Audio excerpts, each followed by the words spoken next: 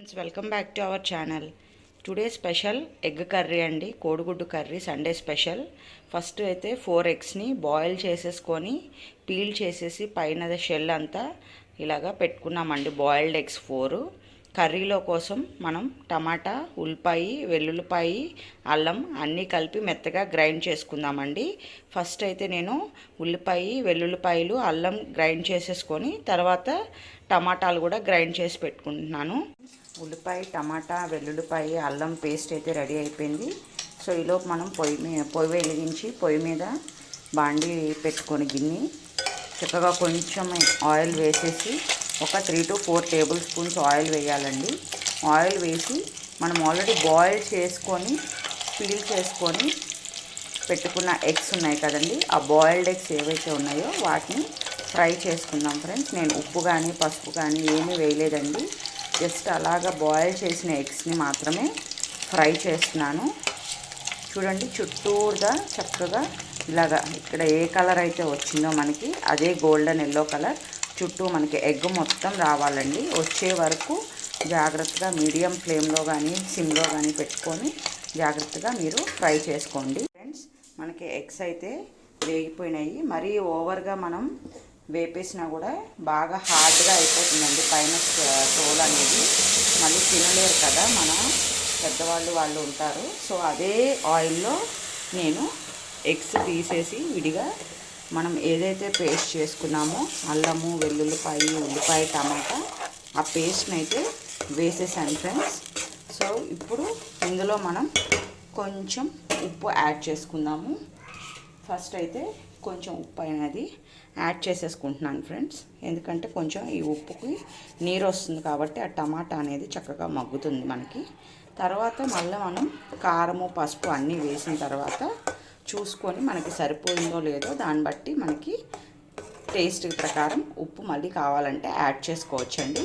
ఇప్పుడైతే మనం ఈ పేస్ట్ వేసేసాం కదా, ఆ పేస్ట్లో పచ్చివే వేసాం కాబట్టి ఉల్లిపాయ, టమాటా అదంతా బాగా మగ్గి ఎర్రగా ఏగి మనకి మనం వేసిన ఆయిల్ అనేది బయటకు వస్తుందండి. వాటర్ అంతా పోయి ఆయిల్ బయటకు వస్తుంది, అప్పుడు ఇది వేగినట్టు. సో ఈలోపు సిమ్లో పెట్టేసి దీనికి మూత పెట్టేసుకొని ఈలోపు మనమేం ఈ ఫ్రై చేసుకున్న ఎగ్స్కి చాకు తీసుకొని మనం అక్కడక్కడ ఘాట్లు పెట్టుకుందామండి.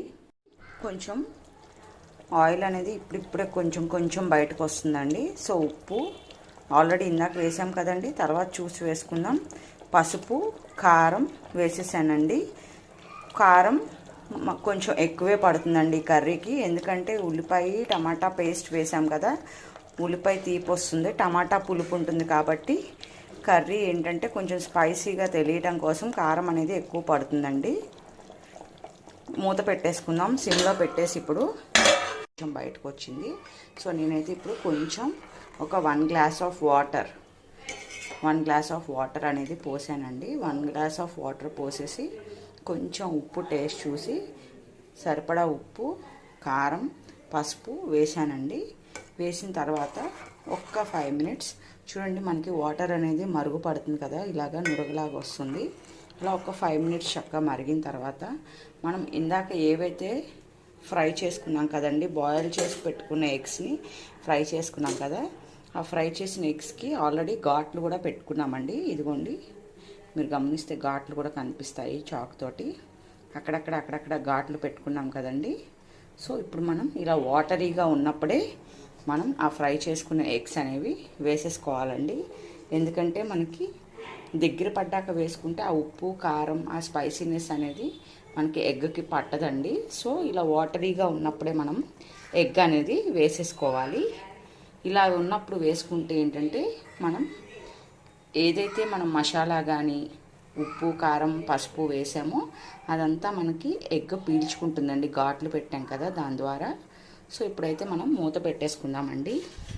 చక్కగా సిమ్లో పెట్టేసి మూత పెట్టేసుకుంటే అది ఆవిరికి ఉడుకుతుంది, ప్లస్ ఆ మసాలా అంతా మనకి ఎగ్ కూడా పడుతుందండి. మూత అయితే పెట్టేసుకుందాం. ఒక 10 minutes ఆగి చూద్దాం. 15 minutes అయిపోయింది ఫ్రెండ్స్, చూసేద్దాం రండి.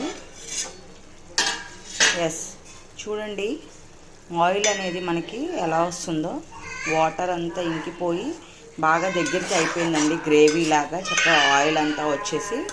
సో ఇప్పుడైతే మనం స్టవ్ ఆఫ్ చేసేసుకుందామండి. లాస్ట్లో జస్ట్ కొత్తిమీర ఉంటే పుదీనా అవన్నీ కలిపి సన్నగా తరిగి మనం దీంట్లో చల్లుకోవటమేనండి గార్నిష్ కోసం. దట్స్ ఇట్, అయిపోయింది ఫ్రెండ్స్.